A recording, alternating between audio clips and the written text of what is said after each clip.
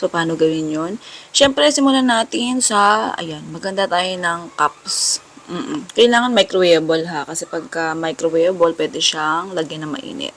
Sa isang lutuan, maglagay tayo ng 2 pirasong itlog, tapos batihin na natin siya. Mas okay kasi yan, para siguradong walang, ganun-ganyan. Oo, buo-buo.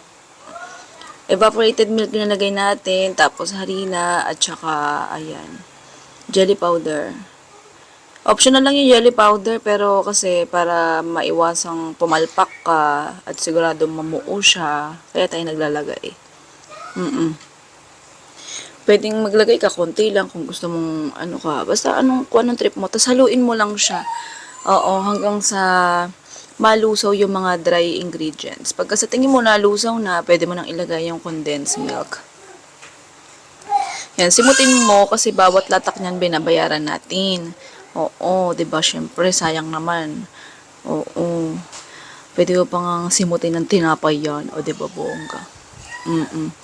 Tapos halo-halo lang din. Oo. Kung gusto mo mas perfect na smooth at walang namumuo talagang literal, pwede naman salain mo siya. Kung makapansin yung jelly powder pala na ginamit ko, yellow. Kasi tawag dito na, wala akong stock. Oo, dapat clear white eh. Buti na lang may yellow tayo dito. Kaya, ayun yung ginamit natin. Oo. Tapos, ayan, lutuin mo lang siya hanggang sa lumapot. Pagka sa tingin mo lumapot-lapot na, hindi mo kailangan pakuluan. Mabilis yan mamuo Kaya pagkahango, diretso salin agad. Kaya kung mapapansin nyo sa procedure natin, hinanda na natin yung mga cups natin. Kasi yun nga, yun. So, ayan, punasan mo lang yung mga ibabaw para iwas dumi. Tapos, salang ulit tayo ng lutuan. Tapos, pasintabi po. Ayan, lusawin mo yung asukal. Yan, medyo inalog-alog natin. Pagkas tingin mo na, lusaw na, pwede mong lagyan yan ng tubig. Oo.